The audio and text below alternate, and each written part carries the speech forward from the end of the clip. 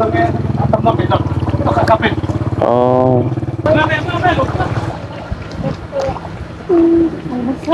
เห็นบ่เจ็บเห็นบ่อย่าเฝ้าไปเบิ่งกันติเลยดิไทตู้มัน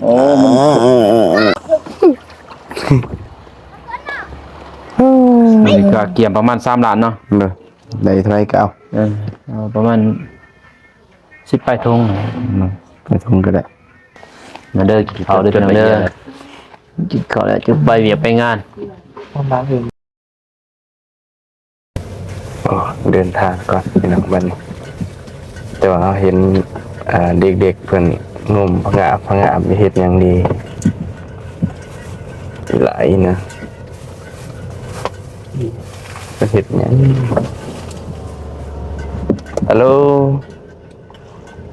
เฮ็ดหยังล่ะเฮ็ดหยังน่ะเก็บกระปูเก็บกระปูหลายบ่อ๋อคักใส่ลงไปก่อนงมกระปูไปงมดูล่ะใช่ได้บ่มันอยู่น้ำแนวใดใช่ได้แหละให้เบิ่งหน่อยพี่โอ้พี่ปูหน่อย เอาไปจะได้กับปูเอาไปลิ้นใช่มันอยู่น้ำแนวใดน่ะลิ้นหรือเอาไปกินใช่เห็นละเพื่อนอ๋อฝนก็มาแล้วเฮ้ย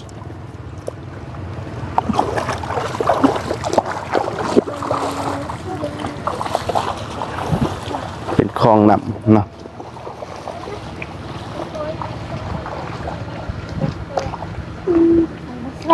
เห็นบ่เจ็บหอยเอาบ่มาเพ่เฮ็ดบ่ใช่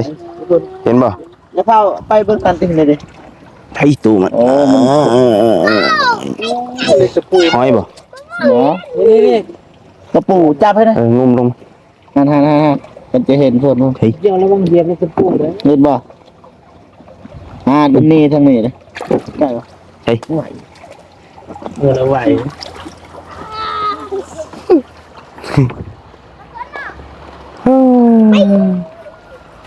ใส่กระดูกหอยสิไปใส่ไปเทียบบ่ขนมเนี่ยไปจ่อยสบายดีเด้อสวัสดีพอดีมาหาเบาจันเนาะกราบทักทายสบายดีเด้อพ่อพี่น้องเนาะเบิดสุขทุกคนก็ช่วงสวยๆในจักหน่อยเนาะกำลังสิออกไปเวียกเลยมาบ้านเบาจันเนาะเพื่อนเพิ่นอยู่ในนี่เลยเห็นเด็กหน่อยกบเงยก็เลยมาเบิ่งเพิ่นแล้วก็สิออกไปเวียกต่อเนาะไปทั้งเพื่อนบ่าวนุ่งก่อนไปมาเพื่อนไอ้นุ่งดีสื่อกับเขามากินข้าวก่อนบัดนี้แล้วก็มีเวียกหน่อยนึงเนาะสิเว้ากันก็ข่าวๆแน่แล้วแหละพี่น้องเนาะใช้ซื้อเครื่องซื้อของจากห้างตัวนี้แหละเด้อมาเบิดเลยบ่ฮะมาเบิดเลยชื่อยังเขาก็มีนะมาตื่มกันยันว่าบ่ได้1 ลายโอ้โหเด้เข้ามาสบายดีเด้อพอดีนั่นแหละคือเฮาเว้ากันเฮ็ดถุงยางสีบ่ปูน้ำปลาเอาซ้ำที่ใดนะตอนนี้มีงบอยู่ของแม่เป็น3 ล้าน 6นะเรื่องเงิน3 ล้าน 6เขาเล่นยังทันสื่อให้อายจัดเบิ่งเราซื้อมาจะมื้ออื่นแหละมื้ออื่นก็ได้นี่ก็เกี่ยมประมาณ3 ล้านเนาะได้เท่าไรก็เอาเอาประมาณ 10ปลายทง ไปทุ่งก็ได้ จดละเอียดอะไรก็ไปซื้อมามื้อซื้อเขาก่อนมื้อนึงจะไปซื้อมาตอนแรกซื้อมาแล้วก็มามื้ออื่นยังใส่เราจะไปแจกจ่ายทางใดก็ยังบ่ทันฮู้เลยเนาะเพราะว่า แบ่งปันกันไปกันมาบ่ได้ออกทางไกลก็ แต่ว่าเรือจากซื้อบ่หลายก็เรือจากนั้นก็เส้นมุงน้ำมันเนาะไปมา เนาะ ถ้าว่าใกล้เด้ถ้าว่าไกลๆก็ใส่ตัวนี้เอาใส่มันเองถ้าว่าใกล้เก็บเงินกันใส่มันลด เงินเฮายัง เดินทาง เพราะว่าเงินผู้ใหญ่เพิ่นจุดประสงค์เพิ่นก็อยากซื้อเครื่องไปแจก โดย เฮามีภาระเอาตรง ซื้อน้ำมันต่อซื้อน้ำมันไป ไปเขตนอกก็จักสิไปทางใด ก็เขียดหมดเลย ลองหาเบิ่ง เอาตรงกอกตรงแขนไปเลยทางนั้น แคมไกลจะกิโลว่าถึงแคม หา60ไปเลยก็ไปมา100 จะเอาไปบ่ตรงแคม อันแต่ว่ายังไกลเด้อ อ๋อยังขึ้นโน่นไปพุ่นบ่ แต่แขนจะบันแถวครับที่อายไปก็บันถาดบันยังบันถาดน้อยถาดใน ไปไกลบ้าน ถาดน้อยก็มีแต่ไปเจ้าใกล้แล้วถาดน้อยไป โดย แจกอยู่หันแน่แล้วก็ไปดอกจึงนี่บ่ไหวดอกพี่น้องเอ้ย เอาไว้แล้ว ดอก ที่ จึ อง ยู่บ้านที่เฮาลงไปลงรถกับบ่จันนะมัน อืมได้อีกกัน นอนกำลังตื่นบ่เจ็บโทรหันเข้าห้องน้ำมา บ่ เห็นโทร เป็น เจ็บ จังได๋ โอ้ยปวดหมดเด้อ ใส่ปุ๋ยบ่ บ่อยากให้ โอ้ ไกล ยโอ้ แหมว่าสิ ย ไปซอยแล้วพี่น้อง ขึ้นบ่ได้ดอกเบิ่งอีต้นไปจ้ะ แต่เฮานี่ นี่ก็ บ่ได้ เบิ่งบ่เจ็บก็ยังบ่ได้เลยนะ มันเจ็บบ่ได้ มันค่อยเบิ่งในกล่องบ่ค่อยเด้แต่ว่าเบิ่งแต่ไอ้สูงนี่เห็นบ่ มันเป็น เออ ผู้พุ่นน่ะ ผู้แหละมันบ่แม่นว่านั่นดอกผู้หรอก อ่ะ พี่น้ ฝ อง นมาอีกแล้ว มาเตื เพื่ อ อน นว่านี่มัดมือบ่ตก โดย แต่มื้อนี้มาอีกเด้อ ดีแต่ว่าบ่ตกมันตกนี่ให้บ่ได้เบี้ย แข็งเลยนะใส่พูดเป็นยังดอก ได้เลยเรียบร้อยแล้วว่าใส่ปุ๋ย เรียบร้อยยังน้อยหนึงนะ อืม ยังประมาณคู่หนึงคู่หน่อยเนี่ยปล่อยถือไปเครื่องสอบไปซื้อ เอา บ่ได้ไปยังอีกสอบหนึงตอนนี้ว่าสิใส่เขาลองใส่เขาเบิ่งมันสิงามบ่ เข้าหน้าบ่ สิโดยนะไปโทษนะเขากินน้ำเพิ่น ก่อนพี่น้อง คือว่าสิเขาไปกินอยู่เนาะนะ อ่ะมากินข้าวมันเด้อ โดด ข้าวน้ำกัน สมมี โอเคมากินข้าวน้ำกันพี่น้องข้าวเสา กินกินเลยได้ กินแล้วบ่ อืม เสียบไหม ปิ้งเนื้อไก่ ไก่ ส้มนี่เด้พริกดิบ น่าจะกิน ชมบ่มัมบ่ นะสมบูรณ์จ้า ครัวบ่ ทำไมคืออยู่เฮือนน้องพิมพ์นั่นน่ะจัง ในเหลืองแล้วมันตก ยัง ปลาจอมส้มปลาหน่อยพี่น้องเอ้ยมาเด้อเขาเด้อพี่น้องเด้อจิตก่อนแล้วจะไปเวียกไปงาน ทางบ้านอื่นมัม หึ อยู่ทางบ้านอื่นมัมมัม เดียวกัน ส้ม ไงคนละ ส้ม คนละ ส้มปลาส้มหยังกับหม่ำมันเดียวนะ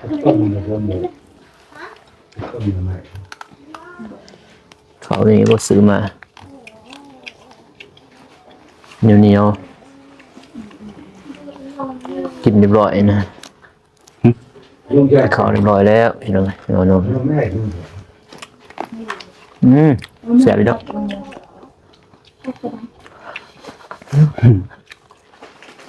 นั่นแหละ ก็แซ่บนี่กินนี่ มะเขือ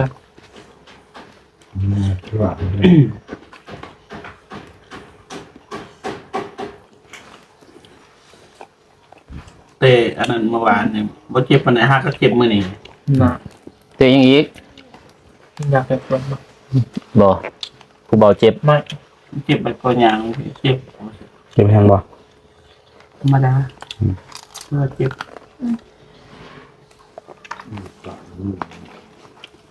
ส่งเขาเล่านะ อ่าเดี๋ยวเลย เขาปักให้กาแฟนะแต่ได้กาแฟเนี่ยนะใหม่เลยนะ เสียบคุม เปลี่ยนกับบ่ทันแล้ว ติดสำเนียง เปลี่ยนชื่อบ่ทันมันยาวนานเลยมันจะเจ็บซ้ำซื้ออะไรเนี่ยเปลี่ยนบ่ทันเนาะ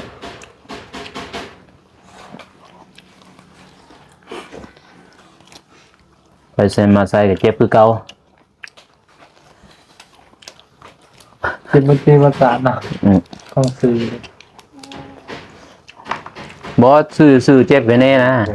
มันร่างกายเจ็บนำบ่ไหวเด้อเจ็บตลอดอยู่เลยเนาะบ่เจ็บยังซื้อเตะใหม่ยังไปยังมาไปหอดที่เจ็บก็เจ็บเจ็บเยอะเบิ่งในคลิป งานเบอร์ว่างเนาะ ให้เพิ่นจับกล่อง ระวังทำได้กระยานะคาบ่ได้เงือบหยังระวังทำได้ เบิ่งนี่แบบเอาการเขายางแบบ นะการแล้วเหยียบบัดนี้บัด แบบ จะ ไปเต้เบิ่งเข้าใจ การแล้วเมืองนี่เจอทรายปุ๊บเลยปุ๊บมาแล้วแบบเฮาระวังว่างนี้ใช่ป่ะมันสิระวังคาเบิ่งนี้เบิ่งนี่บ่ระวัง เจ็ดมันจับกล่องเบอร์เบิ้งเลยต้องเบิ้งอยู่กล่องเราได้เบิ้งอยู่พืชนะ เขาก็เบิ่งคลิปนำ เฮาย่างเฮาบ่ได้เบิ่งดอกบ่ซื้อเบิ่งดอกแต่ว่าเฮาสิเอาน้ำหนักมาทางนี้ทางเบื้องบ่เจ็บนี้จ้ะบ่เป็นเบื้องเจ็บนี่เฮาสิน้ำหนักเบาแต่ว่าย่างไปเลยแล้วปุ๊บปุ๊บปุ๊บ ถ้าเป็นบ่เมกนี่ได้บ่เมกเราเคยจับเราบ่เบิ่งก็ได้เราเชิญแล้วก็พูดเลย เอาเราระแวงตัวนี้ได้เฮาแม่นอยู่จับกล่อง ใช้หน้าจอนำในยันมันบ่ตรงคือบ่เมกจับนี่จัดจังซี่ก็ได้เราพูดเลย กันนี่เบิ่นเลยอายจับอ่ะ บ่เบิ่งก็ได้นี่จับจังซี่มันก็ตรง พอสิไปเบิ่งจี้คือตากล้องนี่ลงบ่ได้ เอาบ่ทันเซียนปานใดนะ ภาษาแล้วเนาะ ต้องเบิ่ง บ่ไหวแล้วจับนึง บ่เมกท่าจังซี่นี่เราเบิ่งก็ได้เบิ่งทางอื่นก็ได้ อ๋อจับนี่อายคือกันเนี่ยอายก็จับให้น้องเมฆอะบางครั้งก็เห็นหัวบางครั้งก็เห็นโตเลยมันก็บ่เสมอไปนะ แต่ก่อนนี่น้องไทยอายเห็นแต่ที่แต่นี่ลงไป เว้าเลยอันนี้จับกล่อง เบิ่ง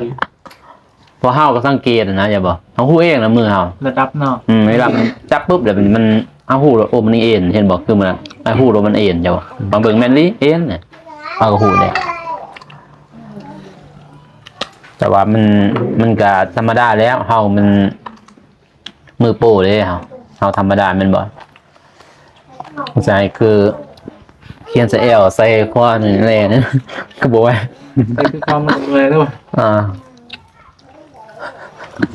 บ่เจ็บจับนี่ได้เพียงก็แม่นนะตาจ้องใส่แต่โทรศัพท์เพิ่นจำหรือเวลาย่างเพิ่นบ่ได้สังเกตเด้ตีนบัดใหม่ตอนนั้นก็ใหม่เขาเสียกาแฟ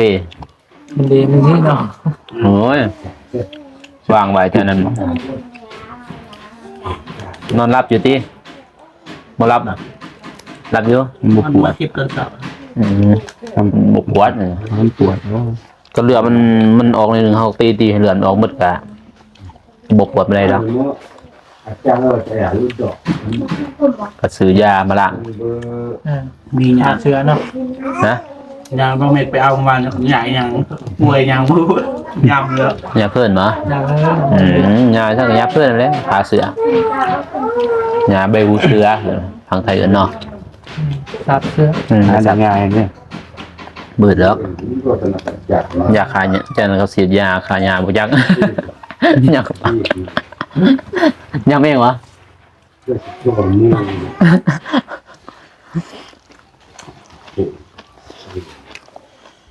แบบเนื้อสมบรี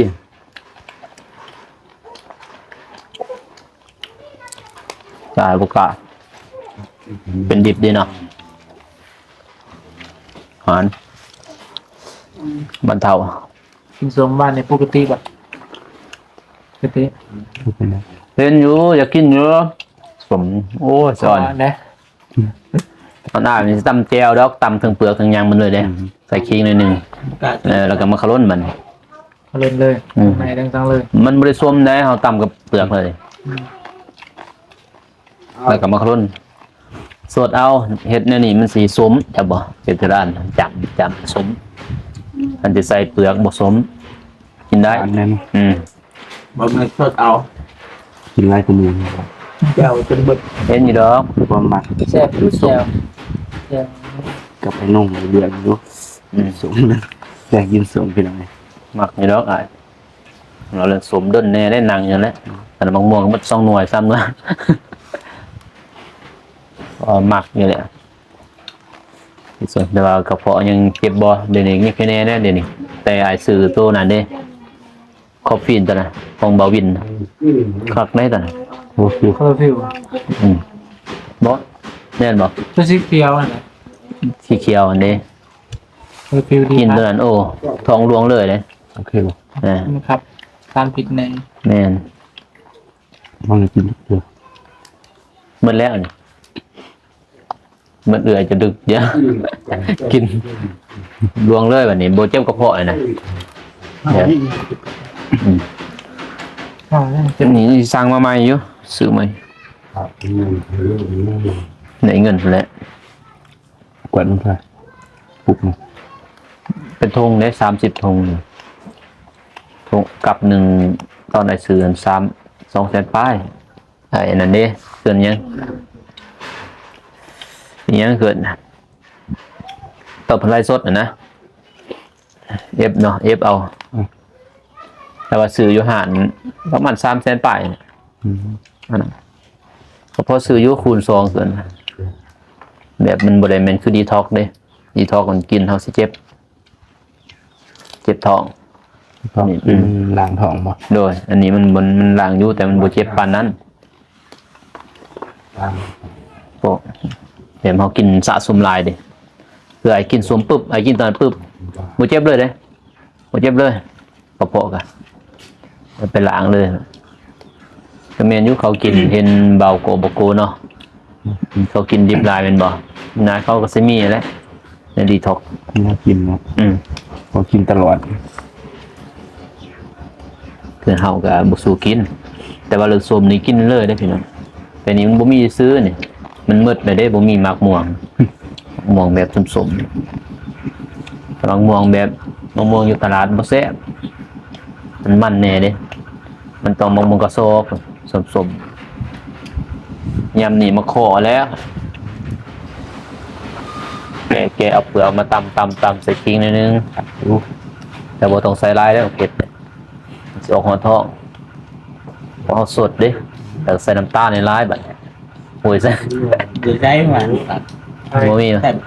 เจียวเด้เห็นอยู่ ต้องมาใส่หนึ่งกินเลย ส่งมานะ ส้มไหนปะเกาะส้มแห้ง สำคัญ หมดเดือนแล้ว กินบ่สดหรือบ่แซ่บ กินถึงไงเลยได้เกลือเลย ก่อนบุกล้ากินช่องคำช้อยละ เนี่ย อยากรู้เกี่ยวกับบุกล้า ส้มแห้งบ่ สดนะแล้วก็สดกับแจ่วบ่ไว้ตักแจ่ว นั่นแหละบ่เฮ็ด สูตรมันแบบนั้นนะ ไปสารวัตรนี่ต่ำนะแต่ว่าเปลือกนี่ลายกลัวในเด้เอามา จำแจ่วก็ยังพอแห้งอันนี้ปิด แต่ ส บ่ ด เปลือกมันสิลายกว่าในเด้เฮาต่ำเปลือกมันนี่ลายแล้วก็มาก็รวมใส่กันมันสิรสส้มตัวนั้นแบบแซ่บเลยเพราะว่าน้ำตาลก็ลายอยู่ดิมันบ่มีแล้ว รสส้มตองน้ำตาลครึ่งจนนั่นคนจนเหนียวหมดสิก็แซ่บ กินข้าวก่อนหน่อยเนาะ โดย ถึงว่ากัน ขอกินน้ำก่อน โอเคพี่น้องเนาะทางบ่มีก็กินข้าวกินน้ำเรียบร้อยแล้วก็จะเดินทางออกไปเวียกต่อเนาะก็เฮาวางแผนกันว่าให้ไอ้นงจัดเครื่องให้เนาะมื้ออื่น ไปแล้วจะลงเรียนซีดแต่ว่าสิแจกใจใส่กับเราบึงเราส้มเฉยนะ